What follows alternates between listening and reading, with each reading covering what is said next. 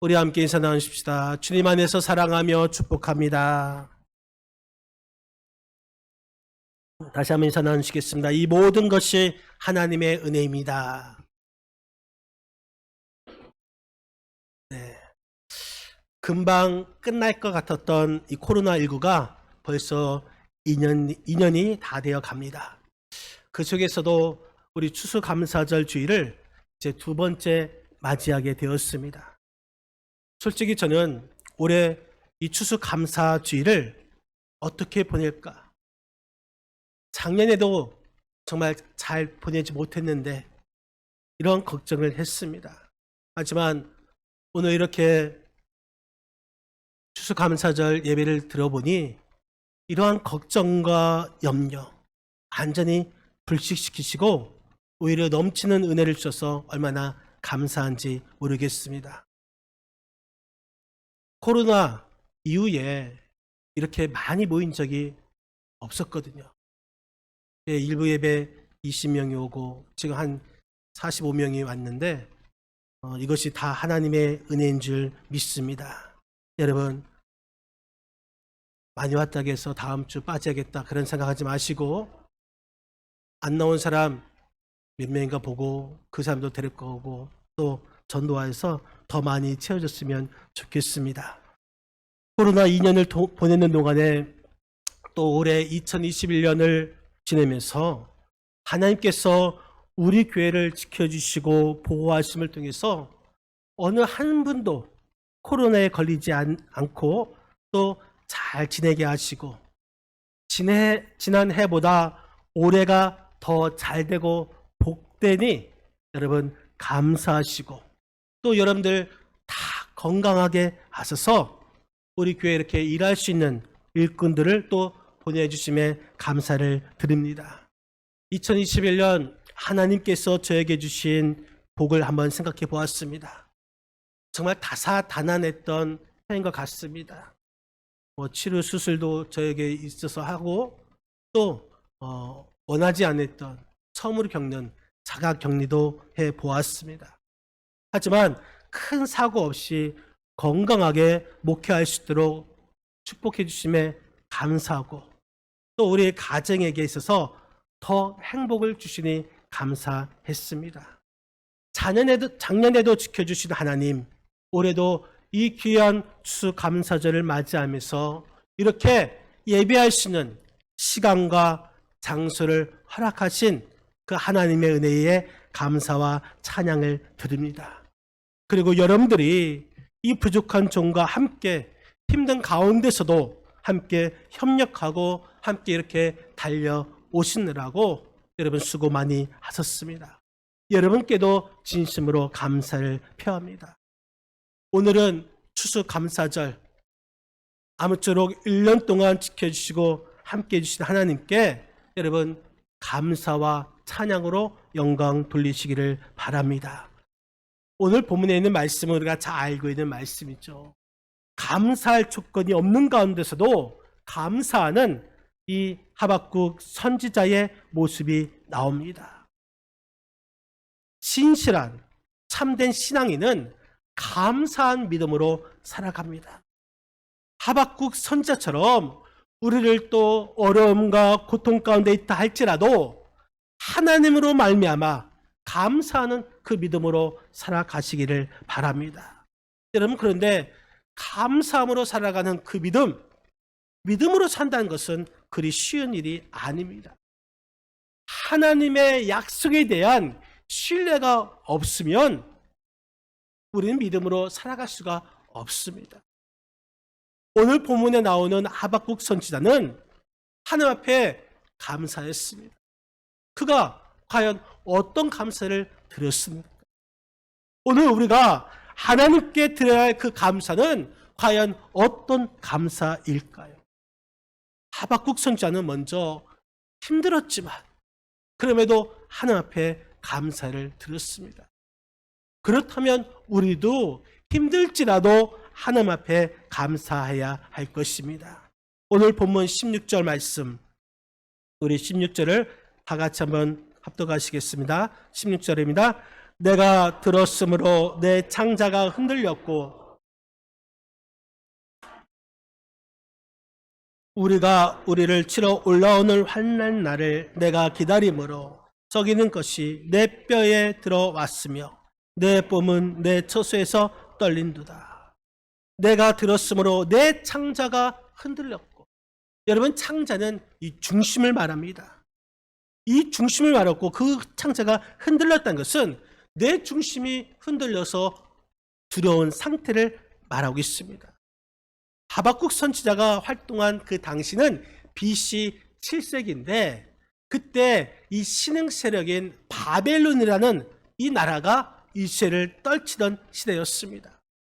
하나님은 심각한 죄 가운데 있는 유대민족, 신앙도 타락되었고 도덕도 타락된 이 유대민족을 징계하시겠다라는 그 계획을 하박국 선지자가 듣습니다. 그리고 그 징계의 도구로 이 바벨론을 사용하시겠다, 이 말씀을 듣습니다. 이 말을 듣자 하박국 선지자는 뼈가 썩는 것 같고 고통이 다가오고 온몸이 떨리고 힘이 쭉 빠집니다. 이런 고민에 빠져 있습니다. 그럼에도 불구하고 하박국 선지자는 하나님 앞에 감사의 노래를 불렀습니다. 힘든 상황이지만 하나님을 신뢰하는 그 믿음으로 이 환난을 이겨낼 것이라 믿었습니다. 여러분, 힘든 상황에서 감사하는 것은 어렵습니다. 그러나 하박국 선지자는 힘이 들지라도 감사했습니다. 전에 TV에서 이 탈북한 사람이 TV에 나와서 이 북한에 대해서 이야기하는 도중에 사회자가 이 대한민국에 와서 생활을 하면서 감사한 것이 무엇입니까? 물어봤습니다. 그때 그분이 말하기를, 첫 번째, 정말 전기가 들어오는데 끊기지 않아서 좋다는 것입니다.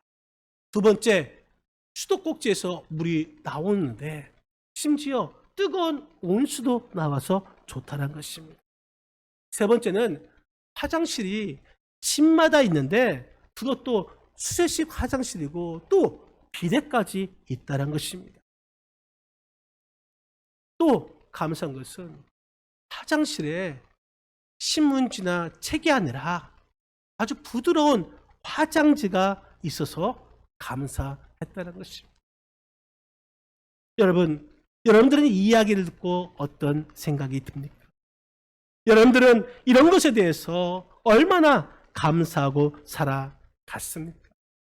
우리에게는 감사할 이유가 충분히 많이 있습니다. 그런데도 우리는 원망하고 불평합니다. 감사할 이유가 많음에도 불구하고 감사하지 않고 오히려 원망과 불평하고 있습니다. 하지만 하나님께서는 우리가 어렵고 힘든 순간에도 하나님 앞에 감사하면, 하나님 앞에 간구하면 하나님께서 우리의 기도를 반드시 응답하여 주시는 줄 여러분 믿으시기 바랍니다. 하지만 불평과 원망을 일삼는다면 우리 하나님은 일하시지 않습니다. 여러분, 감사하는 찬양, 감사의 기도, 그곳에 힘이 있고 능력이 있습니다. 아무리 힘든 상황이라 할지라도 여러분들은 하나님의 약속을 믿고 감사하시길 바랍니다. 원망과 불평, 이것은 악한 영으로부터 오는 것이지만 이 감사는 성령으로부터 주어지는 것입니다. 여러분들의 환경이 비록 힘들고 어려운 그런 환경이라 할지라도 여러분 감사함으로 그 어려움을 이겨내시기를 주의 이름으로 간절히 축원드립니다. 또 하박국 선지자는 없을지라도 감사했습니다. 오늘 본문 17절 말씀, 17절 우리 같이 한번 읽겠습니다. 비록 무화과 나무가 무성하지 못하며 밭에 먹을 것이 없으며 우리의 양이 없으며 외양간에 소가 없을지라도. 아멘. 비록 무화과 나무가 무성하지 못하며 포도나무의 열매가 없으며 감람나무에 수출이 없으며 없을지라도. 여기서 못한다, 없다, 이 말은 정말 아무것도 없는 절망적인 상황을 의미하고 있습니다. 하박국 선지자는 아무것도 없음에도 불구하고 하나님을 신뢰함으로 감사했습니다. 오늘 말씀에서 하박국 선지자는 6가지가 없다고 했습니다. 무화과 나무에 무화과 그 열매가 없습니다. 이 무화과는 과일의 일종이죠. 또 포도나무에 포도 열매가 없습니다. 이스라엘 그 지역에는 이 물이 석회질 물입니다. 그래서 그 물을 먹으면 탈이 자주 일어납니다. 그래서 이 사람들은 이 포도를 음료로 만들고 술을 만들어서 그것을 마시고 살아가야 하는 것이죠. 그런데 포도나무에 열매가 없습니다. 감람나무에 열매가 없습니다. 이 감람나무는 감람 열매는 기름을 짜는 것입니다. 이 감람은 올리브를 말합니다. 그리고 밭의 식물, 그것은 우리 하루 3끼 먹는 것을 말하죠. 식량이죠. 그 양의 털로 옷을 만들고 또 양고기를 먹습니다. 외양간의 이 소로 밭을 갈고 일하고 또 이것을 먹습니다. 이 모든 것이 의식주에 필요한 것이죠. 그런데 이 전쟁 때문에 성읍이 파괴되고 농작물은 짓밟히고 가축은 우리에서 벗어나 없어졌습니다. 그럼에도 불구하고 하박국 선지자는 감사를 멈출 수 없다고 말하고 있습니다. 이것이 바로 하박국 선지자의 믿음인 것입니다. 여러분, 우리도 없는 것 때문에 우리의 믿음이 흔들려서는 안 됩니다. 비록 우리의 환경이 궁핍하다 할지라도 모든 소유의 근원이 되시는 그 하나님을 믿는 그 믿음으로 나아가시기를 바랍니다. 오늘 본문의 하박국 선지자의 없을지라도 하는 이 감사하는 믿음, 그 믿음을 본받으시기를 바랍니다. 어느 한 소녀가 산길을 걷다가 나비 한 마리가 거미줄에 걸려서 바둥바둥거리는 것을 발견했습니다. 그래서 그 나비를 구해고자 이 가시덤불이 있는데 그것을 제치고 이 나비를 구해 주었습니다. 그 나비는 춤을 추듯 헐헐 날아다니고 있었습니다. 그때 이 소녀는 이 가시덤불 때문에 팔과 다리에 피를 흘리고 있었습니다. 그때 멀리 날아간 줄 알았던 그 나비가 천사로 변하였고 그 소녀에게 다가왔습니다. 그러면서 그 나비 천사가 이렇게 말합니다. 자기를 구해준 은혜에 감사하면서 무슨 소원이든 딱 한 가지를 들어주겠다는 것입니다. 그러자 이 소녀가 이렇게 말합니다. 이 세상에서 가장 행복한 사람이 되게 해주세요. 이 말을 하자 그 나비 천사는 소녀의 귀에 무슨 말인가 소곤소곤 그리고 사라져 갔습니다. 이 소녀가 자라서 어린이 되고 결혼을 해서 엄마가 되고 또 할머니가 되도록 평생 행복하게 살았습니다. 그의 곁에는 언제나 좋은 사람들이 있었고 행복하게 살아가는 그녀를 사람들은 늘 부러운 눈빛으로 우러러 보았습니다. 이제 세월이 흘러서 이 소녀가 백발의 할머니가 되어서 임종을 눈앞에 두게 되었습니다. 사람들은 입을 모아서 할머니가 죽기 전에 평생 행복하게 살 수 있었던 그 비결이 무엇인지 궁금했습니다. 그래서 할머니께 물어보았습니다. 그러자 할머니가 입을 열면서 이렇게 말합니다. 내가 소녀였을 때 나비 천사를 구해준 적이 있지. 그 대가로 천사는 나를 평생 행복한 사람이 되게 해주었어. 그때 천사가 내게 다가오더니 내 귀에 이렇게 속삭인 거야. 저를 구해줘서 고마워요. 소원을 들을게요. 무슨 일을 당하든지 감사하다고 말하면 평생 행복하게 될 것이에요. 그때부터 무슨 일이든지 감사하다고 중얼거렸더니 정말 평생 행복했던 거야. 사실 천사가 내 소원을 들어준 게 아니야. 누구든지 만족할 줄 알고 매사에 감사하면 행복이 찾아오지. 이 말을 끝으로 눈을 감은 할머니 얼굴에는 말할 수 없는 평온함이 가득했다고 합니다. 여러분, 행복. 우리는 많은 것을 가져야 행복하다고 말합니다. 그러나 행복은 많이 갖는다고 해서 행복한 것이 아닙니다. 행복은 소유에 정비례하기보다는 감사에 정비례하는 것입니다. 비록 가진 것이 없을지라도 감사하면 기적이 일어나게 되는 것입니다. 감사는 우리가 소소한 일상에 크거라도 행복을 누릴 수가 있습니다. 감사하라고 해서 쑥스러워하지 마시고 여러분 진심으로 감사하시길 바랍니다. 그럼 우리에게도 기적이 일어나게 될 것입니다.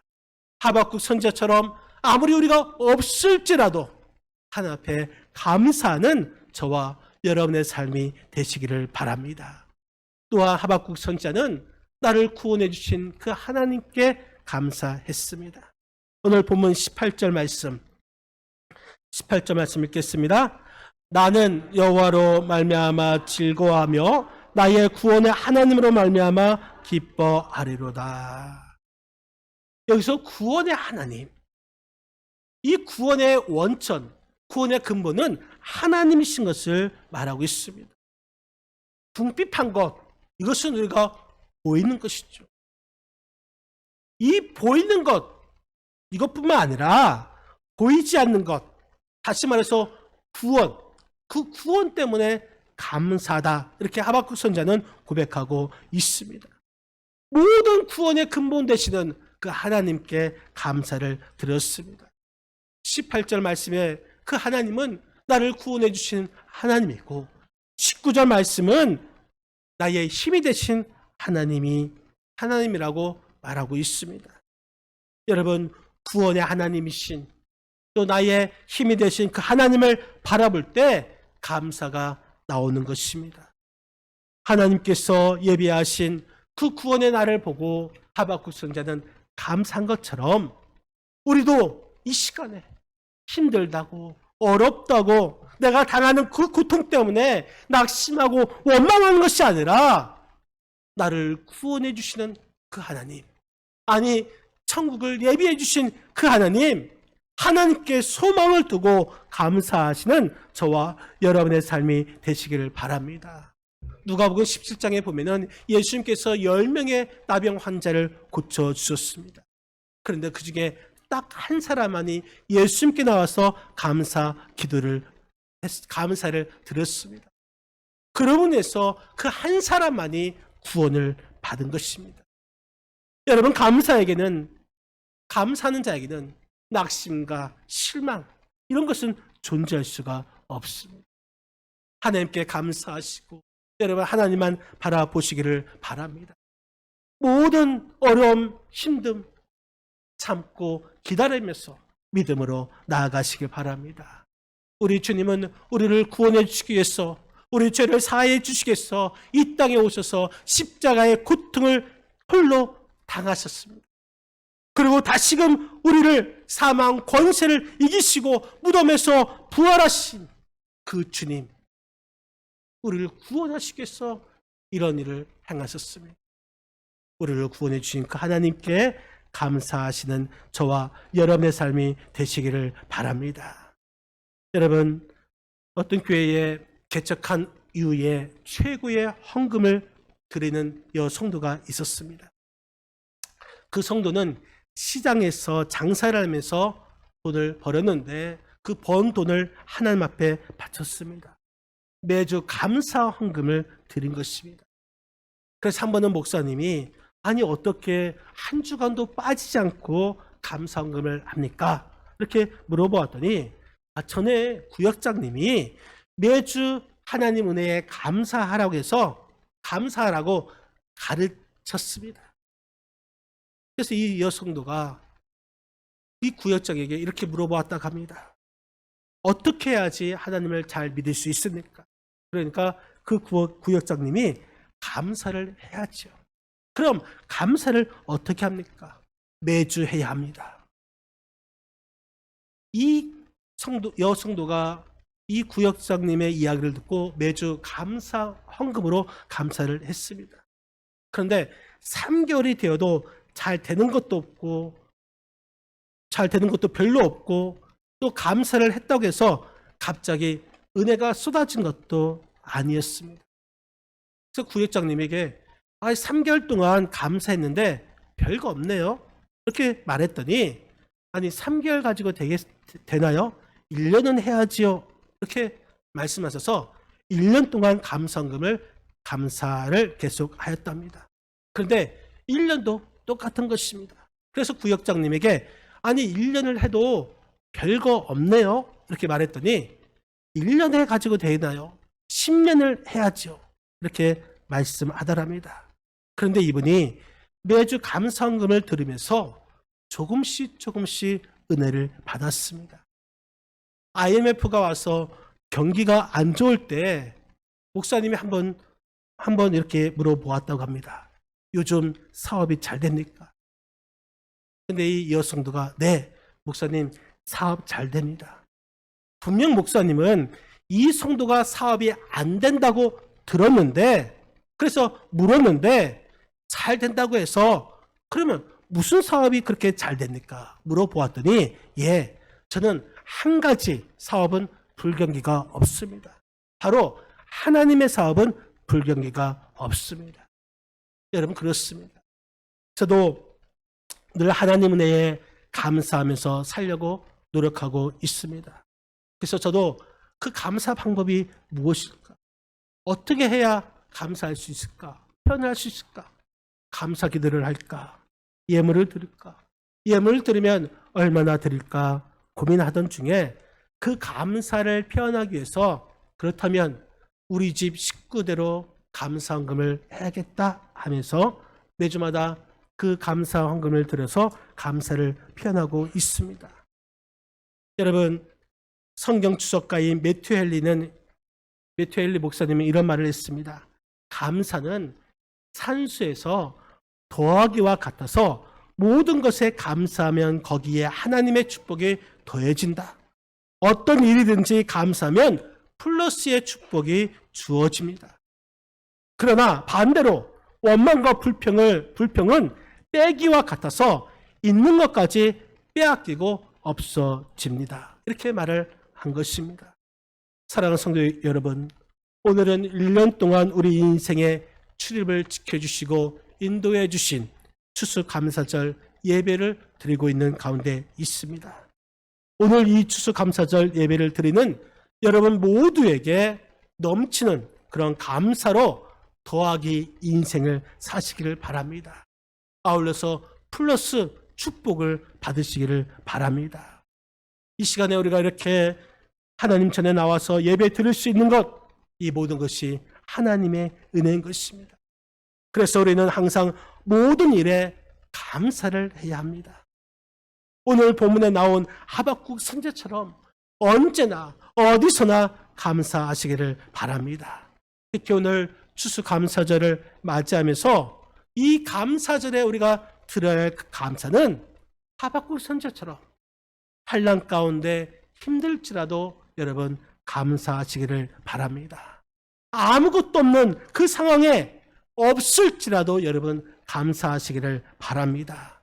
또 하나님께서 우리를 구원해 주시고 우리의 힘이 되신 그 믿음을, 하나님에 대한 그 믿음을 가지시고 감사함으로 풍성한 은혜를 받고 살아가시는 믿음의 복된 우리 충무북교회 성도님들이 다 되시기를 주님의 이름으로 간절히 축원드립니다.